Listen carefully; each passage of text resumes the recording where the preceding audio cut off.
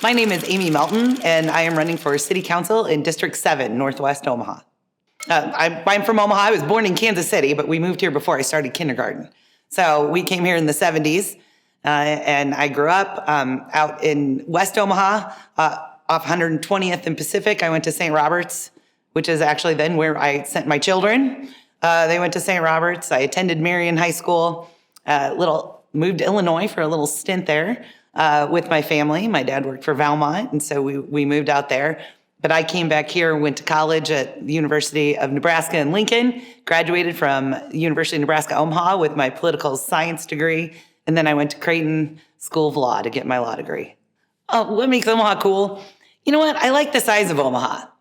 We've got all the amenities of kind of the big city, yet anyone you talk to, I don't care where you go, North Omaha, South Omaha, West Omaha, within about 5 people that you can go through, we all know somebody that the other one knows, right? We're that big city with that small town feel. And I just think that's really cool about Omaha. After I graduated from law school, I became a prosecutor in the Douglas County Attorney's Office, and I was actually in the domestic violence unit where I assisted victims of domestic violence, and that meant a lot to me. I really enjoyed doing that, but at some time in your life, you decide you need to move on, and I started my own law firm, and I became the founding partner of what's now Reagan, Melton, and Delaney Law Firm. After, getting started, getting my business going and rolling, I wanted to give back to the community again. I still wanted to get back into that public service that I was so fortunate to be able to do as a deputy county attorney. And there was a position, District 7 came open. Our former councilman, Chuck Segerson, unfortunately had a stroke, and he couldn't serve office any longer. He was a great representative. He listened to people. He was always there. And I really loved what he did. There was an appointed person that was in there, but the race was open. So I decided to put my name in. Did a little grassroots effort, really. Like my dad worked the field with me, knocked doors. My sister helped raise some money. And then my mom helped raise the kids and fix dinner and get them picked up from school. So we kind of had a little family effort in getting me elected in 2013. And I've enjoyed it ever since. I'm able to still have my practice. I'm still able to help families. I'm a family law attorney, but I can still also be a public servant. So it's a great balance. Well, first of all, a city council member is there to listen to the constituents. Each one of our 7 districts in the city of Omaha is made up of roughly 70,000 people. I think mine's at about 73,000 right now. You need to help the mayor make decisions in regards to how are your taxes getting spent? What are the priorities? And it's not just what are my priorities, it's what are the priorities of the people that I represent. Now, sometimes the difficult part is out of 70,000 people, they're not all going to agree on what the priorities are. You have to look at kind of what's the overall good of the community. You need to get out and you listen to the constituents. And what I have found is although people have different priorities, everybody really wants the same end result. Everybody wants to have a safe city where they can raise their family, where they're able to pay their bills, where they're not being taxed out of their homes, where they can actually buy an affordable home and raise their family and just live a happy life and not have to worry about necessarily what's going on in City Hall or what are all those decisions. They want somebody that they can trust that's actually looking at the budget, looking at the parks, looking at, fire, police. Do we have those services available, and are we funding them appropriately to make sure that our parks are cleaned up, our neighborhoods are cleaned up, and in all honesty, people are just happy. And so that's kind of what my goal is, and I think that's the goal of the majority of the people in my district. Really, my top priority, it's always going to be public safety. But with public safety, it's not just crime. Whenever people think of public safety, they always think police and they think crime. Those are very important. We need to make sure that we have our police staffing at full strength. Right now, we're low about 100 officers.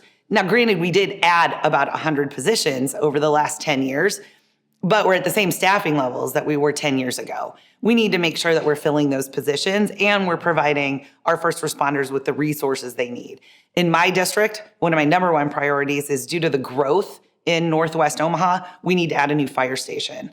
I mean, when you also think of public safety, one of your family members or even yourself is having a heart attack or has some kind of medical emergency, you want to know that when you call 911, those medics are going to be there and they're going to be there in time. I mean, just 30 seconds can make the difference between saving a life and not. And so making sure that we have that new fire station and staffing it appropriately so that everybody in the city of Omaha benefits from that. Because again, even we're sitting right here in North Omaha. How would that benefit North Omaha? Because if you don't have enough staffing out in West Omaha, they're going to be pulling from those midtown fire stations. And again, if they're out on call, then some of the North Omaha fire stations may not be able to get to those calls. So I'm always looking at things as how is this not only going to benefit my district, but also how does it benefit the city as a whole? We also need to make sure that our small businesses are being heard. It's great. It's great to get, some of the big corporations in here, the thousands of jobs. That's fabulous. But what's really the backbone of our economy? It's small businesses. It's the mom and pop shops. And I want to make sure that they have the resources they need and they're not being overregulated and overtaxed. Those are some of the things that could make just a small thriving business go under. And thirdly, we need to make sure that we have affordable housing.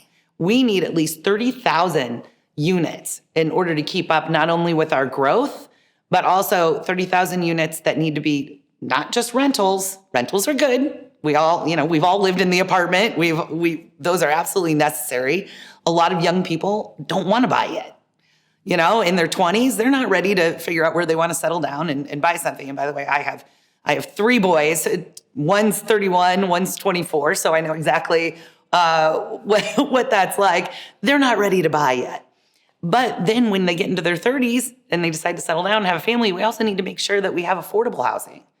And so those are the things that we need to make sure we're doing and prioritizing in the city of Omaha. And that housing has to be throughout the entire city. Again, we need to make sure we have development from the Missouri River to the Elkhorn River. And it needs to be spread out so that you have the ability to live wherever you want to live in the city of Omaha. Yes, and they are somewhat different. We have affordable housing. I mean, we need workforce housing. I mean, for the person that's, maybe going to school part-time and also working part-time, trying to make a better life. But we need to make sure that we have the ability for people to also purchase a home. I don't want people to be forced into just renting. It's great if that's what you choose, but anybody that wants to purchase a home, it makes you more part of the community, right? You invest in the community, you've invested in the real estate, and you're also building equity, which you can then pass down to your kids and even your grandkids. I mean, that's what you call, we need to make sure everybody can build that institutional wealth that we want to see, which will help our city grow. For affordable housing, though, in order to do that, again, we have to make sure that we're also not over-regulating. There's something in our in one of our other plans that I think would be counterproductive to affordable housing. So if all of a sudden you mandate that every home that's being built has to have a charging station in the garage, that's an additional $3,000 for that house. So what you're doing is you're making that house less affordable. You're making that house less affordable to build and less affordable to buy. I'm all for if somebody wants to have a charging station in the garage, but let them make that decision and put that investment in when they want to do it. It's those mandates that I think can be very counterproductive. So I'm going to be very sensitive to kind of some of the codes that we have and the regulations that we have, either repealing some of them or making sure that we don't have new regulations that'll deter from that end goal that we have. Yeah, and then the homeless problem that we have in Omaha, it's not necessarily a one-to-one that if we had affordable housing, you actually would solve the homelessness crisis that really we have going on. We do have a mental health crisis that's going on. And it's not just in the city of Omaha. It's going on not just in every big city around the nation, but in your smaller towns and your smaller communities. And I think it was exacerbated during COVID. And we have a lot more people with mental health issues, addiction issues. We really need to be cognizant of how do we assist people with their health in order then to make sure that we have the transitional housing to help them move forward, make sure they're receiving any of the benefits that they're entitled to. I mean, we have a lot of vets out there that have benefits, but they're not receiving them. We need to get them in contact with their VA, with the social worker, making sure that they're receiving the benefits, not only that they're entitled to, but are sitting out there that they just haven't necessarily filled out the paperwork or don't have the address in which they can, or the bank account in which they can get their benefits. So kind of solving the homelessness crisis that we have is multi-tiered. And then, of course, you're always going to have some that are just kind of the chronic homeless. There may be help out there and they're refusing to take it, but that comes back to that mental health crisis that I also think we have. Right. And you know what? This isn't something that, by the way, the city of Omaha can solve. This isn't something a mayor or a city council can solve. This has to be our entire community coming together, which is what you see with the Methodist Children's Behavioral Health Clinic that's being built right now. It is a state-of-the-art facility to make sure that our children are getting the mental health resources they need. Community Alliance opened up their new mental health facility right there off Mercy Street, 72nd and Mercy, and you can even have walk-in. What we need to make sure is we have people that can get the help when they need the help. And with mental health, sometimes it's an emergency. You can't wait 2 weeks to get your appointment when you're going through a mental health crisis. We also need to make sure that we have more rehabs.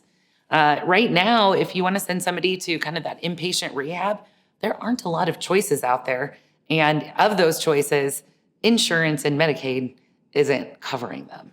So we really need to make sure that we have those resources. There's a lot of outpatient facilities, but when you have an addiction problem, outpatient isn't always the answer. We need to make sure that we have the inpatient facilities that are necessary for those who want to get that help. Also, if you're court ordered to go into inpatient or outpatient, a lot of times the insurance won't cover it because it's court ordered.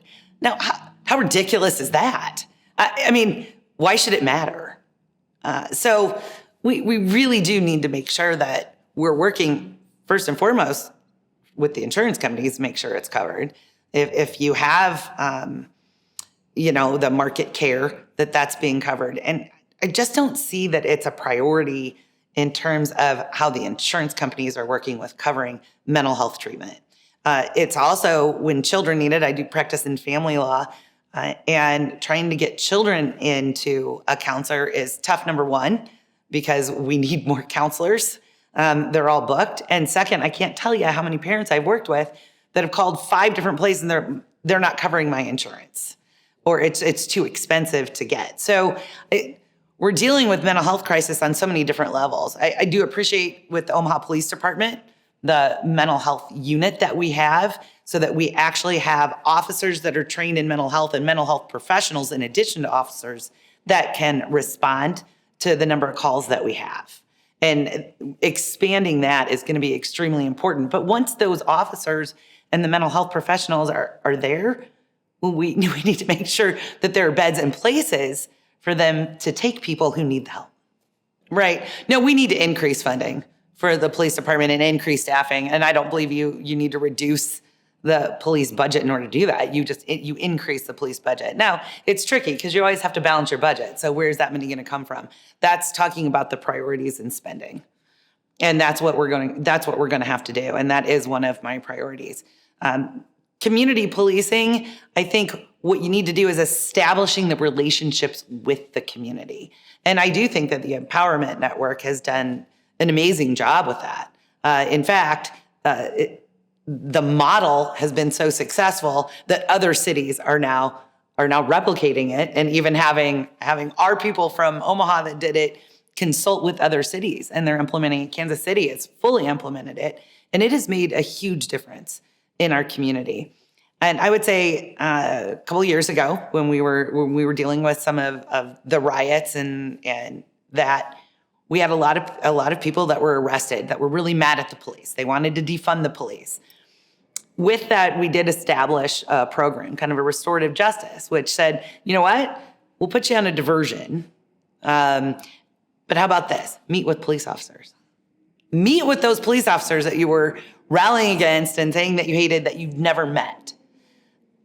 That was really, I think, helpful to both sides. And the Omaha Police Department were more than willing. They said they wanted to do that. They actually wanted to meet with the constituents and let them know, you may be out here rallying against us, but we're still here ready and willing to protect you, and even lay down their own lives for them. But actually kind of getting them together and having them talk openly, both sides said they benefited from it. And I think the police really enjoyed the interaction. And it's kind of like, hey, why don't you get to know me first before you decide to hate me? And I think the program worked very well. And we do need to think about all of those things. And again, I don't ever believe you have to pick this one thing at the expense of something else. Sometimes you got to do a number of different things. You got to do it at the same time. I mean, you got to walk and chew gum, right? I mean, what you have to do is keep the end goal in focus. We want the entire community to be safe, and we want them to feel safe. And sometimes those are two different things.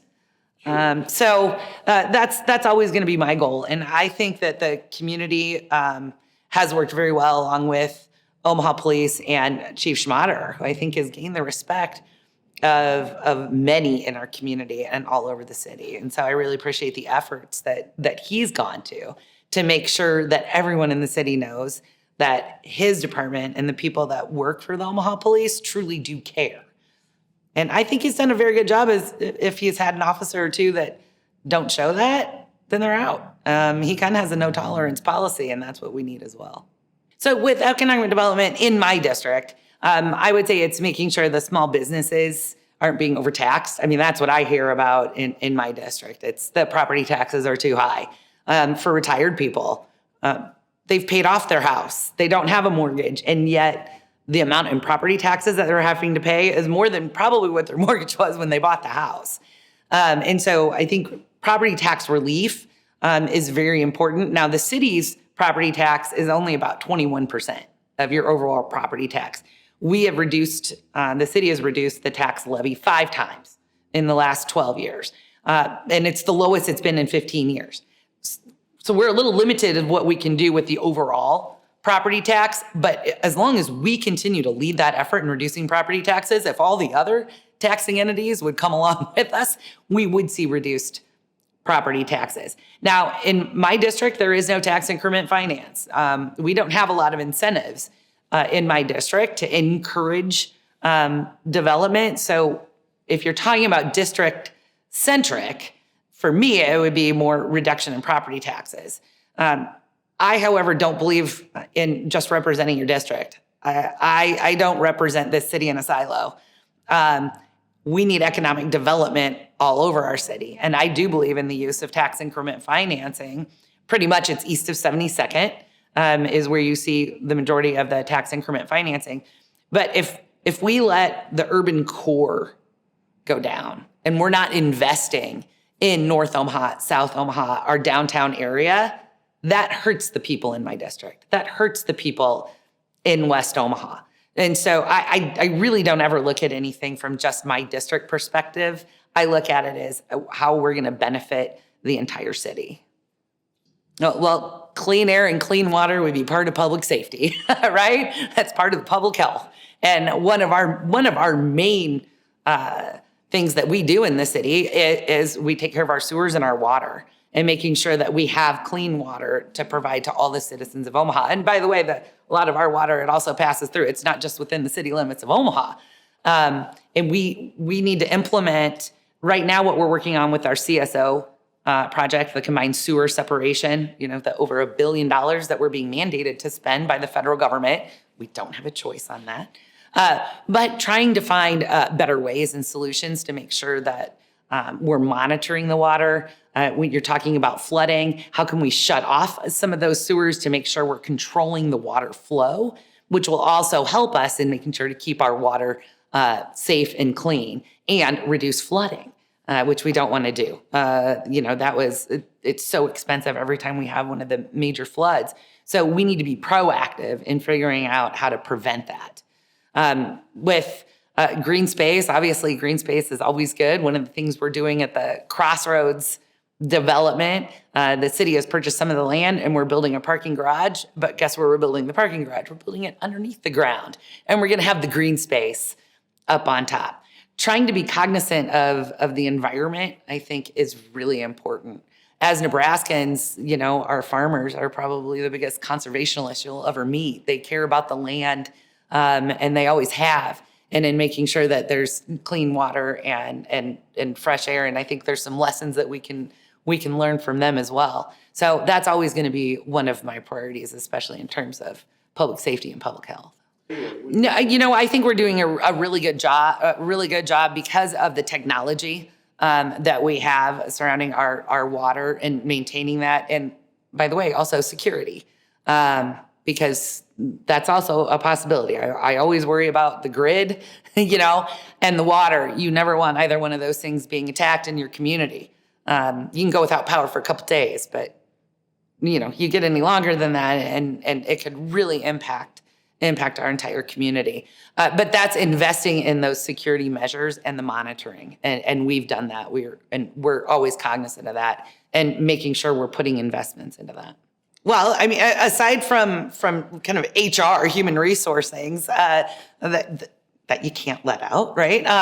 Everything is transparent. All decisions that are being made or discussed, everything is published. And the nice thing is, since COVID, you got to look at the positives of COVID. There were a couple, and one of them is the use of Zoom, right? I'd never heard of Zoom until COVID. Making sure that we put everything online so that people can see our entire agenda. You putting all the attachments online. So everything that I read in order to make a decision is available for the public to read as well. We publish it on Thursday, and for most of them, we have a first reading. The second reading is a week later at the public hearing, and the vote is the third week. So there are 3 weeks there that by the time it gets to our agenda, 3 weeks for people to really look at it, review it, call your elected representative if you have questions. We also have a lot of people in the city, even our city staff, that are extremely knowledgeable. They've been there longer than me, and they have a wealth of knowledge that they're always willing to share. So I think with transparency, some of it is letting people know where they can find the information. On a lot of our road projects, we're having public meetings. For our parks, we had multiple public meetings all over the city in the individual parks that we're looking to renovate, getting public input. Right now, we're redoing the master plan. They're looking for ambassadors, from each district that are this is a volunteer job, but to get their opinions, get the public input. So I would encourage people to actually get involved. And sometimes as public officials, it's like, what information do you need? If you can't find it, call me, because everything we have in the city of Omaha is available online and open to the public, all the way down to our checkbook. The budget's online, but you can also go to the checkbook and see where the checks are being written. You might have a budget, but you want to check to make sure that what it says in the budget is actually what's being paid. So if anybody wants, they could be their own Omaha Doge, because nothing's hidden. It's all right there and accessible to the public. Good. And I encourage keeping it that way, making it as easy as possible for people to join and give their opinion. So you can attend our city council meetings by Zoom. You just have to register ahead of time just so the clerk can make sure she has you up on the screen. You don't have to travel down to City Hall in order to have your voice heard. Right. Well, and again, that comes down to public safety. Again, kind of two different issues. You kind of have transportation, but then you also have safety. Safety for the people driving in cars, safety for pedestrians, bikers. We have to think about the safety of everyone using the complete streets model and looking at Vision Zero, which we've implemented. How do we reduce the number of pedestrian deaths and car deaths? I mean, those are things that you can do. You have to look at even other cities and kind of best practices. I know a lot of people don't like roundabouts, but it is one thing when you look at it actually worldwide. Implementing things like roundabouts actually reduces the number of vehicular deaths and pedestrian deaths more so than the stoplights. Okay, people run red lights. Well, you can't really run the roundabout, you have to stop and think about it. Those are things that may be somewhat inconvenient, but if we're gonna save lives, we have to start thinking about how do we restructure some of our infrastructure in order to save lives. So those are things that are very important to me. When it comes to transportation, we need to make sure that the transportation we have is reaching the people that want it and need it and getting them to where the jobs are. And I think that's where our city lacks. I know I can't tell you how many people say every time I see an Orbit bus, nobody's on it. Yet then I talk to Metro and they're like, yeah, we just hit the 1 millionth rider, the other day. And so I think it's people are kind of like, that doesn't make sense to me. But you have jobs out in Papillion, Bellevue, Valley, Fremont. We have a lot of jobs, but then the people that need transportation don't necessarily live where the jobs are. So I really think kind of that micro-targeting of transportation is going to be really important. And again, partnering with others in our community. People often talk to Omaha, what are you going to do about transportation? They call us about buses. But everybody actually has their own elected official on the Metro board now. And Metro is not run by the city of Omaha. I would consider them our partner. And we do partner with them, but they now have their own board, and I think they're very effective. Obviously, it's their first year. I think they're very excited to do it. Tim Lonergan has already been extremely responsive when I've called him asking for things. So we really do need to work with our partners to make sure that we're providing the transportation to those who need it to the jobs where they are. Well, I think sitting right here in the Shirley Tyree Theater is an excellent example of something that is great for the city to invest in. Arts and entertainment is important. We need to make sure that we have arts and entertainment all over and not just big, not just the CHI where you can go to a big concert or even the Steelhouse. I mean, we need to make sure that arts and entertainment is available to everyone and really getting children involved in that too. Get them off, as I said, I had 3 boys. So anything we can do to get them maybe away from their video games for a little while and off the screens is going to be really important. But they've also shown music. Learning music and teaching music, I mean, we talk about mental health and that there's a mental health crisis. Well, also, how can we help children early on? And when they have that kind of a focus and they have the ability to kind of figure out what their talents are and grow with them, that's going to help them overall with their entire life. And it's not just sports, because not all kids are athletes, such as myself, the arts and entertainment and music. And that is going to be so important for our city. So I believe in the investments that we've already made in the city, and we need to do more. Just in my district, we're talking about arts and entertainment, and now I am going to go back to sports just a little bit, but making sure that Tranquility, that we add all those soccer fields and the ball fields and renovate Tranquility Park, which is just right off 680. So it's accessible to everybody in the city, but making sure that we do have the fields available for all kids that want to play, and then making sure that it's affordable as well. So obviously I'm a big supporter of arts and entertainment and sports all over our city. I really don't think it should be controversial. I believe that you should select people, appoint people, and hire people based upon their qualities, their experience, their knowledge, and just their overall person, okay? You don't base it just on one thing. You don't base it just on their degrees. You don't base it just on what their previous job was. You don't base it upon the color of their skin or their gender. I think at this point in time, we really should be beyond that. We should be welcoming, and we should judge people based on their character. And they should be hired based on the job that is there, their passion for it, and whether or not they're going to do a good job. And I think with that, you will have a very diverse, diverse people being hired and appointed for anything in this city. Because I see good people, smart people, qualified people in every single neighborhood, on every single street in this city. So I kind of think the focus on 3 words or letters, we really do need to get past. Actually, it's just creating more divisiveness between us all. Let's focus on character. Let's focus on the people in our community, all of them. I really enjoy being on the city council. And what I like about our Omaha City Council, it's different than Washington. It is not Washington. We actually work together. It doesn't matter whether you have an R behind your name or a D behind your name. We don't always agree. I think what we do is we do sit down, we do collaborate with each other, and what we try and do is find what's the end result we want. Now let's figure out how to get there. I mean, one example that I had was the land bank.